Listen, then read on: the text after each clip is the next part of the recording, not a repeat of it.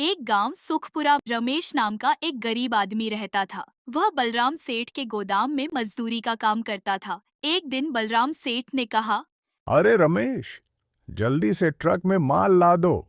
एक और ट्रक नींबू लेने आने वाला है। आप चिंता न करें सेठ जी, माल जल्दी ही लद जाएगा। रमेश के परिवार में उसकी पत्नी कविता और दो बेटियां प्रिया व राधा थीं। कविता को माँ दुर्गा में गहरी आस्था थी और वह माँ दुर्गा की नित्य नियम से पूजा अर्चना किया करती थी। हर महीने जब रमेश की तनख्वाह मिलती तो वह पूरी सब्जी बनाकर माँ दुर्गा को भोग लगाती और पूरे परिवार को खिलाती। रमेश कहता है, कविता, तुम्हारी पूरी सब्जी जैसी स्वादिष्ट चीज मैंने कहीं नहीं खाई। मुझे तो पूरा महीना तुम्हारे इस पूरी सब्जी वाले दिन का ही इंतजार रहता है। मुझे भी पापा, मेरा तो मन करता है रोज माँ के हाथ से पूरी सब्जी बनवा कर खाऊं। रहने दो, इतनी भी बढ़ाई मत करो। अब चैन से पूरी सब्जी खाओ। कविता की पूरी सब्जी का कायल उसका परिवार ही नहीं था। मंदिर के पुजारी पंडित जगदीश भी उसकी पूरी सब्जी के दीवाने थे। उसकी बनाई पूरी सब्जी खाने के लिए हमेशा ललचाया रहता था। कविता जब जब मंदिर में जाकर माँ दुर्गा को भोग लगाती थी तो पुजारी जी को भी पूरी सब्जी का भोजन कराती थी। उसकी पूरी सब्जी खाकर पुजारी जी भी उसकी पूरी सब्जी की बड़ाई करते नहीं थकते थे। एक बार उन्होंने कहा, एक बार बोलूं कविता बहू? जी पुजारी जी, बोलिए, क्या कहना चाहते हैं आप? कविता, तुम बड़ी ही स्वादिष्ट पूरी सब्जी बनाती हो। मैं पंडित हूँ और मैंने जगह जगह जजमानों के घर भोजन किया है, पर ऐसी पूरी सब्जी शायद ही कहीं खाई हो। मुझे तो पूरा महीना तुम्हारे इस पूरी सब्जी वाले दिन का ही इंतजार रहता है। बेटी, तुम्हारे हाथों की पूरी सब्जी देवताओं को भी लज्जित कर दे। अरे अरे पंडित जी, आप मेरी साधारण सी पूरी सब्जी को ऐसी लाजवाब बता रहे हैं। ये आप सबका प्यार है पुजारी जी। एक दिन रमेश घर से गोदाम पर काम करने के लिए निकलता है तो अचानक ही बारिश शुरू हो जाती है। लो, इस बारिश को भी अभी आना था। आज जरूर काम पर लेट हो जाऊंगा। रमेश यह कह ही रहा होता है कि तभी एक तेज रफ्तार कार आती है और रमेश को टक्कर मारकर आगे निकल जाती है। रमेश लहूलुहान सड़क पर तड़पने लगता है और सब तरफ खून ही खून हो जाता है। तभी कुछ लोग रमेश के आसपास इकट्ठे हो जाते हैं और बातें करने लगते हैं। अरे बेचारे का बुरी तरह से हाथ कुचल गया है। इसका यह हाथ तो समझो गया भाई। देखना, इस हाथ को तो काटना पड़ेगा। अरे तुम भी कैसे लोग हो? इसकी मदद करने की बजाय उल्टा फालतू की बातें करने लगे हो। अरे इसे अस्पताल लेकर चलो। कविता को जैसे ही इस हादसे का पता चलता है वह भागते भागते अस्पताल जाती है और डॉक्टर से पूछती है, डॉक्टर, मेरे पति कैसे हैं? उन्हें ज्यादा चोट तो नहीं आई? अस्पताल में डॉक्टर ने बताया कि उसका एक हाथ काटना पड़ेगा। हमें आपके पति का ऑपरेशन करना पड़ेगा। शायद उनका एक हाथ काटना पड़े।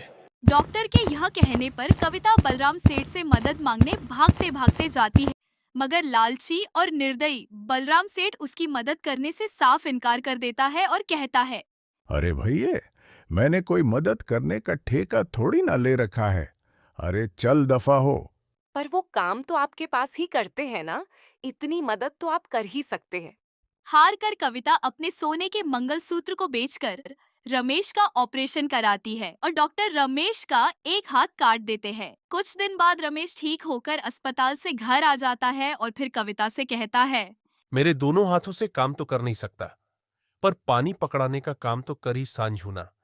इसलिए सोचता हूं कि बलराम सेठ से मिल लूं, सकता है काम पर रख ले। पर मुझे नहीं लगता कि आपका बलराम सेठ आप पर दया कर लेगा। वहां जाना तो फिजूल ही होगा। एक बार जाने में क्या हर्ज है कविता? हो आता हूं, एक दो दिन की मजदूरी भी तो बची है उसमें। यह कहकर रमेश कविता के मना करने पर भी बलराम सेठ के पास चला जाता है और वह बलराम सेठ से कहता है, सेठ, ट्रक में बोरियां तो अब मैं लाद नहीं सकता, पर आपकी छोटे मोटे काम तो कर ही सकता हूं। मुझे काम पर रख लेंगे तो बड़ी मेहरबानी होगी। एक हाथ से क्या खाक काम करेगा? मेरी माँ ने तो इस हाथ में कटोरा लेकर भीख मांग भीख। ये ले तेरा हिसाब और यहाँ से निकल ले। कुछ दिनों बाद रमेश ने काम की तलाश की, लेकिन एक हाथ से कोई उसे नौकरी नहीं दे रहा था। रमेश काम की तलाश में कई दिनों तक धक्के खाता फिरता है, मगर उसका एक हाथ होने के कारण उसे कोई भी काम देने को तैयार नहीं होता। इसीलिए रमेश को बलराम सेठ की याद आती है और वह सोचता है, शायद बलराम सेठ ठीक ही कहता था। इस दुनिया में अपाहिज होना सबसे बड़ा पाप है। लोग अपाहिज को भीख ही दे सकते, पर काम कभी नहीं देंगे। कुछ दिनों बाद घर में खाने के लाले पड़ने लगते हैं तो कविता को चिंता होने लगती है। वे मंदिर में जाती है और दुर्गा माँ से विनती करते हुए कहती है, हे माँ, तूने कष्ट तो बहुत दिए, पर अब थोड़ा सुख भी दे। मेरे परिवार की 2 रोटी का इंतजाम कर माँ, इंतजाम कर। कविता ये कह ही रही होती है कि तभी पीछे से पुजारी जी की आवाज आती है। बेटी, माँ ने तो तेरे परिवार की रोटी का इंतजाम पहले से ही कर रखा है। मैं कुछ समझी नहीं पुजारी जी। इसमें भला समझना क्या है?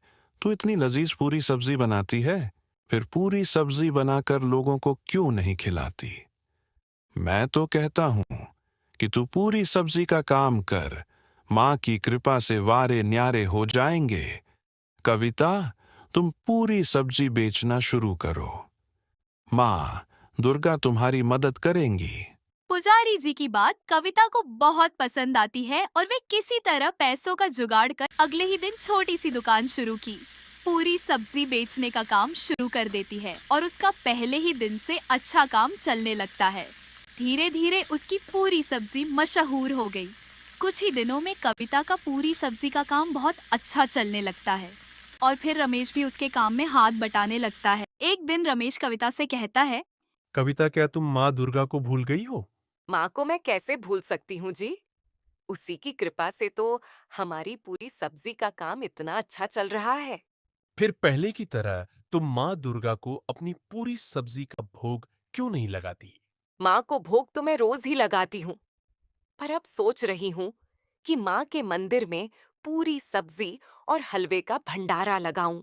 ये तो बहुत अच्छी बात है, पर ये शुभ काम नवरात्रि की अष्टमी को ही कराएंगे। जैसी माँ की इच्छा जी। चैत्र नवरात्रि की अष्टमी आती है तो कविता और रमेश माता के मंदिर में पूरी सब्जी और हलवे का भंडारा लगाते हैं और कन्याओं सहित सब गांव वालों को भोजन कराते हैं। फिर माँ की कृपा से उनका पूरी सब्जी का काम बढ़ता ही जाता है। माँ की कृपा से आगे चलकर गांव के सबसे समृद्ध व्यापारी और सबसे अमीर आदमी बन जाते हैं।